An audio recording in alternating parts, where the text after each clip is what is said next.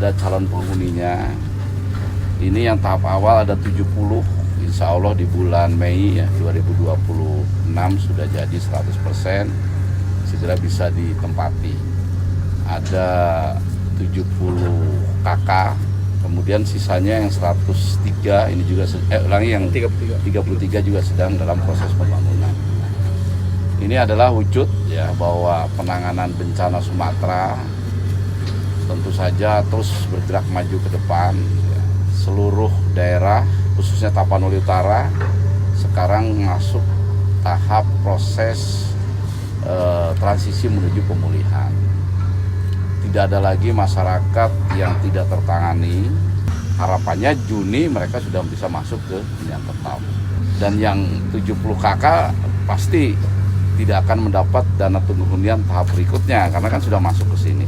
Negosiator utama Iran dan Amerika Serikat mengungkapkan negosiasi terbaru antara kedua pihak baru-baru ini telah mencapai kemajuan.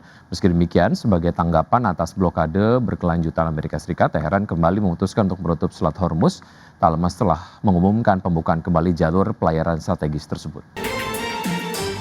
Negosiator utama Iran mengatakan pembicaraan dengan Amerika Serikat baru-baru ini telah mencapai kemajuan, tetapi masih ada perbedaan pendapat mengenai isu nuklir dan Selat Hormuz.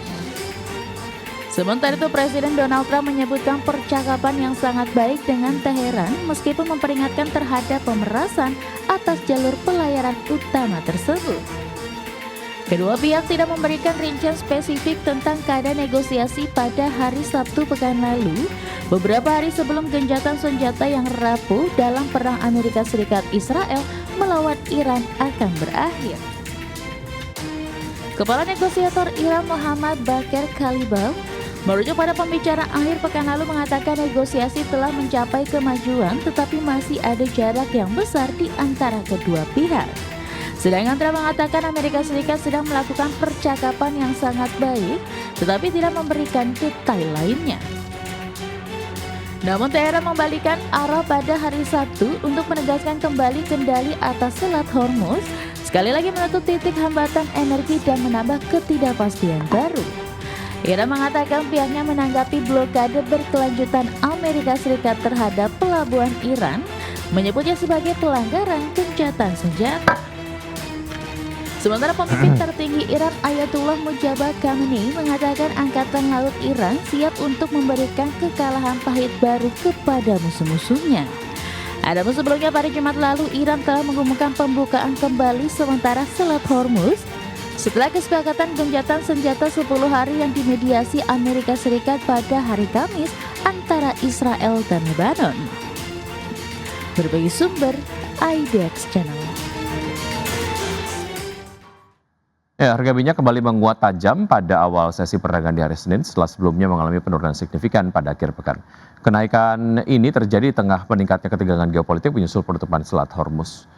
Minyak mentah berjangka Brent melambung 7,26% ke level $96,94 per barrel pada hari Senin pagi waktu Singapura, sedangkan minyak mentah berjangka West Texas Intermediate melonjak 7,24% ke posisi $89,92 per barrel.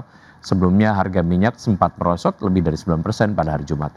Namun situasi berbalik ketika Amerika Serikat dan Iran saling menuduh telah melanggar kesepakatan gencatan senjata dengan melakukan serangan terhadap kapal-kapal di kawasan tersebut. Ketegangan ini memacu kekhawatiran pasar terhadap gangguan pasokan energi dunia dan pelaku pasar kini mencermati perkembangan lebih lanjut dari konflik tersebut, mengingat eskalasi yang berlanjut berpotensi memperburuk ketidakpastian dan mendorong harga minyak semakin tinggi dalam waktu dekat.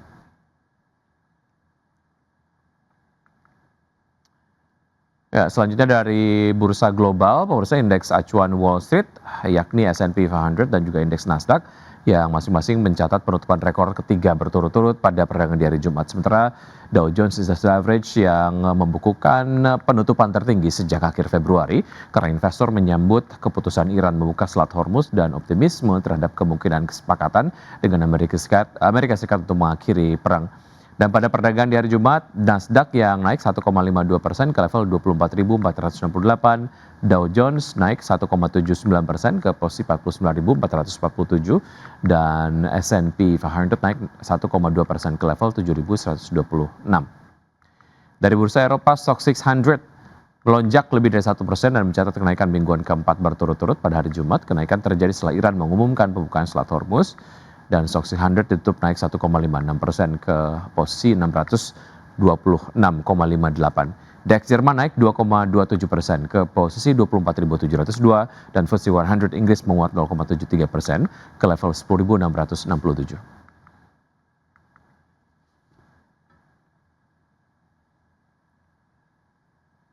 PT Metropolitan Land Tbk membidik target pertumbuhan prapenjualan atau marketing sales sebesar 2 triliun rupiah sepanjang 2026.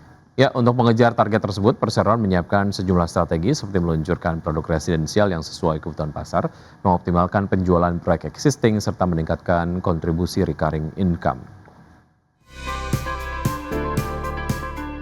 Emiten properti PT Metropolitan Land Tbk membidik target pertumbuhan prapenjualan atau marketing sales sebesar 2 triliun rupiah pada 2026. Hingga kuartal 1 2026, perseroan sudah merealisasikan marketing sales sebesar 20,05% dari target tersebut.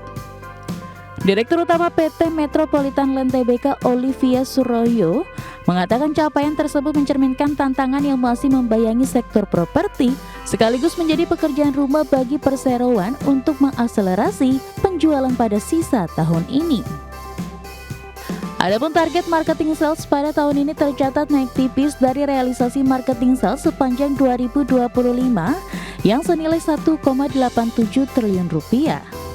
Sepanjang 2025, kinerja pendapatan dan laba perseroan juga tercatat kurang maksimal.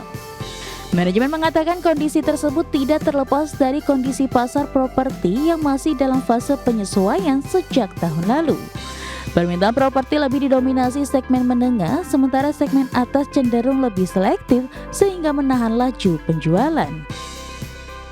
Sementara itu, untuk mengejar target marketing sales tahun ini, Persero menyiapkan sejumlah strategi seperti meluncurkan produk residensial yang sesuai kebutuhan pasar, mengoptimalkan penjualan proyek existing, serta meningkatkan kontribusi recurring income. Persero juga memperkuat pemasaran digital dan menjalin kolaborasi strategis guna memperluas jangkauan pasar.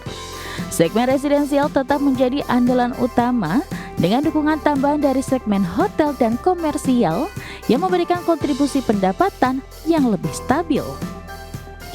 Berbagai sumber, IDX Channel. Ya, emiten komponen otomotif PT Dharma Polymetal Tbk mengalokasikan belanja modal senilai 400 miliar rupiah pada tahun 2026. Belanja modal tersebut diharapkan mampu untuk memberikan daya saing lebih kuat bagi perusahaan. Manajemen menyatakan besaran belanja modal tersebut dapat disesuaikan seiring berjalannya waktu, terlebih jika terdapat rencana perseroan untuk mengakuisisi perusahaan lainnya dalam rencana ekspansi. Adapun mengenai sumber pendanaan, untuk keperluan belanja modal tersebut, perseroan mengandalkan kekuatan arus kas internal, serta dukungan fasilitas perbankan yang tersedia. Di tahun 2026, perseroan menargetkan peningkatan revenue di kisaran 10%. Menunjang pencapaian target tersebut, sejumlah upaya diversifikasi dilakukan oleh perseroan. Salah satunya dengan memperbesar cakupan bisnis ke renewable energy component, di mana perseroan dilaporkan tengah mempersiapkan diri dengan menyiapkan battery energy storage system.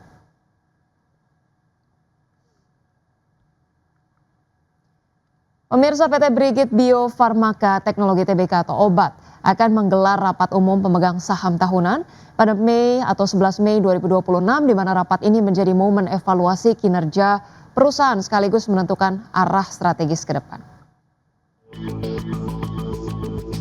Manajemen OBAT menyebut RUPST sebagai bagian dari komitmen menjaga tata kelola perusahaan yang baik. Direktur Utama Is Herianto menegaskan rapat ini menjadi ruang evaluasi menyeluruh atas kinerja tahun buku 2025 serta memperkuat fondasi operasional perseroan ke depan. Rapat akan digelar di Haris Hotel dan Konvensional Solo dengan agenda utama meliputi persetujuan laporan tahun 2025, laporan keuangan audit, hingga penggunaan laba bersih. Selain itu, pemegang saham juga akan menetapkan akuntan publik untuk tahun buku 2026, serta remunerasi direksi dan dewan komisaris. Pemegang saham yang berhak hadir adalah yang tercatat per 16 April 2026, Dengan partisipasi bisa dilakukan secara langsung maupun melalui sistem isi kese. Hingga penutupan perdagangan terakhir, saham obat berada di level Rp338 per saham, turun 1,74% harian dan terkoreksi 12,89% sepanjang tahun berjalan. Berbagai sumber, IDX Channel.